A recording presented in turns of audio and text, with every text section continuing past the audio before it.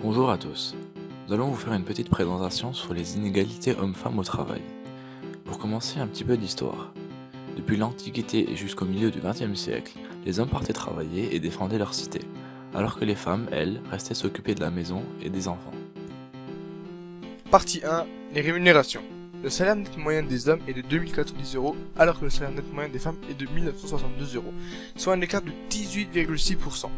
Plus on progresse dans l'échelle des salaires, plus l'écart entre les femmes et les hommes est important. Pourquoi? L'une des raisons de cette inégalité est qu'elles travaillent moins, probablement parce qu'elles ont les enfants. Elles occupent aussi des postes moins qualifiés dans des secteurs moins rémunérateurs. Par exemple, 39% des employés niveau cadre ou chef d'entreprise sont des femmes, et 70% des femmes sont de simples employés. Il y a aussi des discriminations.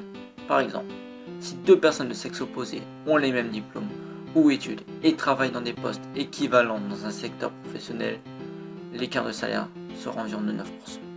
Nous allons ensuite vous présenter les égalités à travers les métiers. 2 tiers des femmes en âge de travailler sont en activité contre 3 quarts des hommes. Il y a également les métiers dits d'hommes,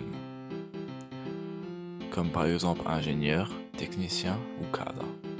Les femmes pratiquant ces métiers sont victimes du sexisme. Cela s'exprime même parfois de façon agressive. Par exemple, t'as voulu venir là, maintenant tu te débrouilles.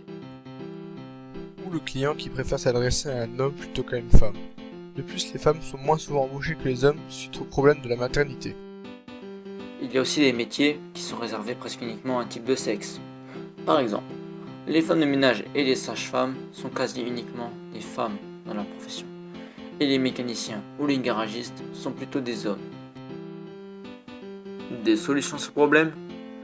Un article du Figaro qui a été publié dit que le gouvernement promet de contribuer à l'abolition de cette inégalité et souhaite le faire durant le quinquennat. Mais cela reste avant tout une annonce et non une chose forcément réalisable, donc une info à prendre avec des pincettes.